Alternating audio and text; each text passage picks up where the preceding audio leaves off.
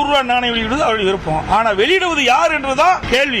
கலைஞருக்கு நாணயம் வெளியிடுகிறது ஒன்றிய அரசு. அதனால்தான் ஒன்றிய அமைச்சர் அழைச்சு அந்த நிகழ்ச்சியை நாங்க சிறப்பாக நடத்தி முடிச்சிருக்கோம். இதுல எங்க பழனிசாமிக்கு வலிக்குது? இனிமேல் நீ எல்லாம் ஒரு ஆளு என்னை கேள்வி கேட்கின்ற மாதிரி இருந்தது. எம்ஜிஆருக்கு நாணயம் வெளியிட்டாங்க. யாரு வெளியிட்டாங்க தெரியுமா?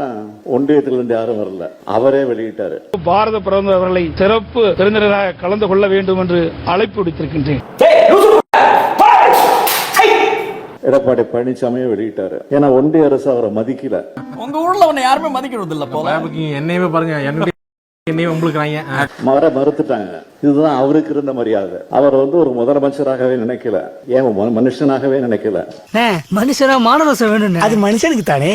ஆமா இல்ல கேக்குறாரு, ஏன் ராகுல் காந்தி அழைக்கல? ஏன் திரு ராகுல் காந்தி அவருக்கு கணக்கு தெரியுங்க? ஐயா, எதிர்கட்சி தலைவர் அவர்களே, இந்த நிகழ்ச்சி திமுக நடத்தல, அது ஒன்றிய அரசினுடைய நிகழ்ச்சி. அதை முதல்ல புரிஞ்சுக்கணும். அதுல பாத்தீங்கன்னா பெரிய புதுசாலி நினைச்சு உட்காருவீங்க, ஆனா உங்களை தவிர மத்த எல்லாருக்கும் நீங்க முட்டாள்னு தெரிஞ்சு போயிடும். ஆக அந்த அடிப்படையில தான் அந்த நிகழ்ச்சி நடந்தது. இந்த சராசரி அறிவை கூட தெரிஞ்சிக்காம ஒரு எதிர்கட்சி தலைவர் இருக்கிறார் என்பதுதான் நமக்கெல்லாம் வேதனையாக இருக்கிறது. அளவா துண்ணா அளவா அறிவு வேலை செய்யும், அதிகமா துண்ணா உடம்பு வீங்கும், புத்தி வேலை செய்யாது. அதுதான் பழனிசாமி. அந்த நாணயம் வெளியிடுகின்ற பொழுது அது இந்தியில் வரும்னு அவருக்கு தெரியும். அதுக்கு உடன்பட்டு தான் அந்த நாணயத்தை வெளியிடுறார். ஆக அந்த தமிழ் வெல்லும் எழுத்து தமிழ் தான் எழுதப்பட்டிருக்கு. இதை கூட அவர் பார்க்காம, இதை கூட புரிஞ்சிக்காம தெரிஞ்சிக்காம இப்படி ஒரு எதிர்கட்சி தலைவர் நமக்கு வாச்சிருக்காரு அப்படின்னு தான் நம்ம வருத்தமா இருக்கு.